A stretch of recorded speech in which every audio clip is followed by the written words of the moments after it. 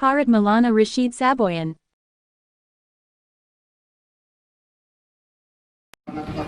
ونؤمن به ونتوكل عليه ونعوذ بالله من شرور انفسنا ومن سيئات اعمالنا من يهده الله فلا مضل له ومن يضلله فلا هادي له واشهد ان لا اله الا الله وحده لا شريك له واشهد ان سيدنا ومولانا محمدا عبده ورسوله.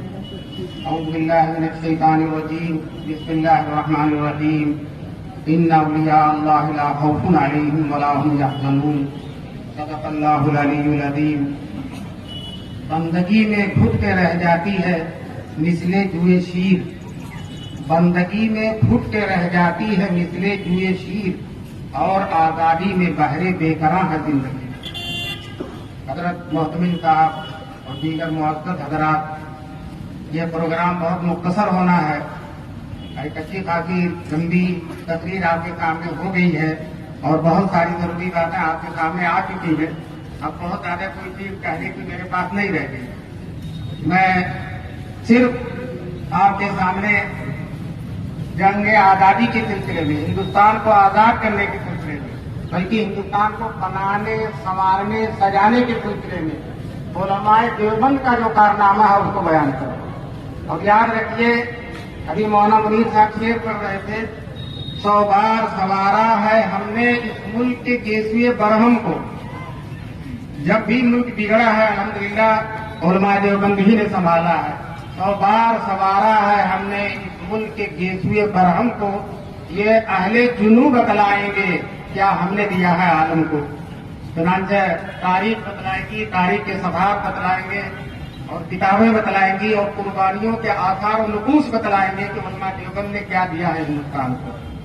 جب انگریز 1857 میں پورے طور پر غالب ہو گیا اور اس نے اعلان کر دیا، انگریز کے وزیر تعلیم لارڈ میکالے نے اعلان کر دیا کہ اب سارے ہندوستان پر ہماری حکومت ہے، ہمارا جھنڈا پورے ہندوستان میں لہرا رہا ہے.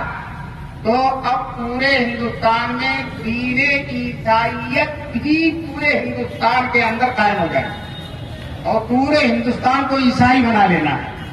دوستو، اور بھی بڑے سارے مظالم تھے، مسجدوں کو شہید کرنا، علماء کو پھانسی دینا. انہوں نے صرف مسلمانوں کو ختم کرنے کا ارادہ نہیں کیا تھا بلکہ اسلام کو ختم کرنے کا ارادہ کیا. حالانکہ ان پاگلوں کو معلوم ہونا چاہیے کہ اسلام کی حفاظت کی ذمہ داری اللہ نے لی ہے اور وہ ان کے بس میں نہیں ہے.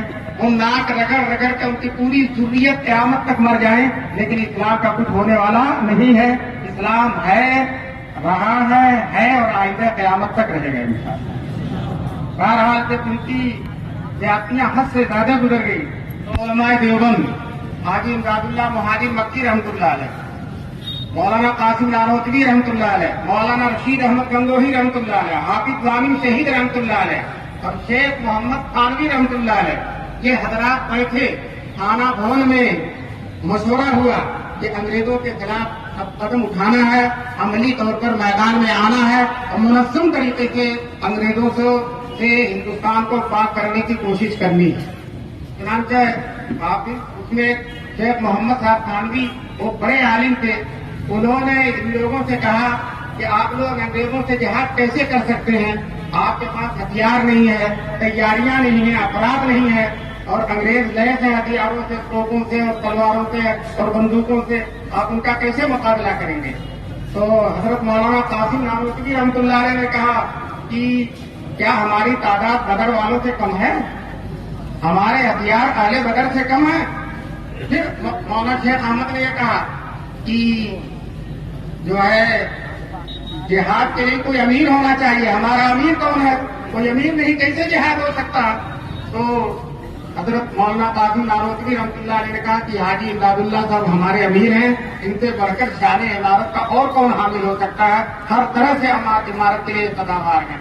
تو حافظ ضامن شہید تھے، کہنے لگے مولانا بحث نہیں کرنی، مسئلہ سمجھ میں آ گیا، اب جہاد ہوگا.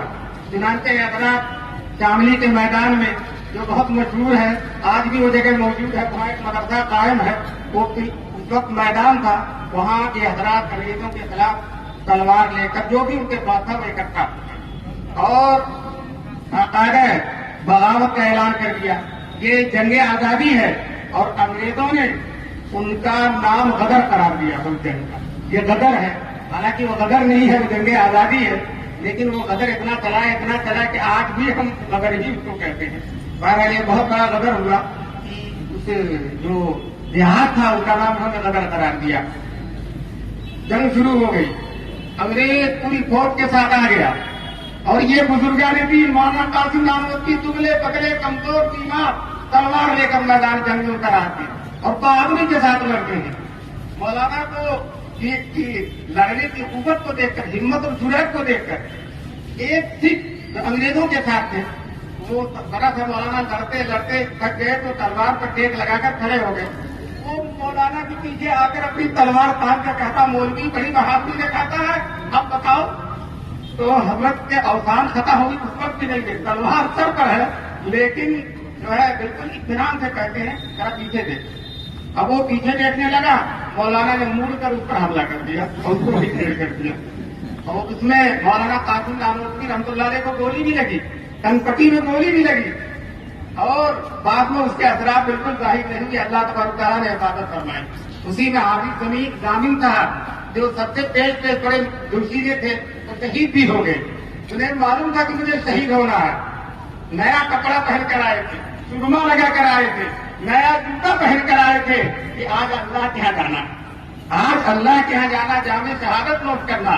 چنانچہ جب شہید ہو گئے تو کسی نے کہا تھا پورے آج یہ گانا گا رہی ہے خلد میں، پیر کے دن پیر خلد میں آ گئے، پیر کے دن ہمارے پیر جنت میں آ گئے، یہ پورے گانا گا رہی ہے.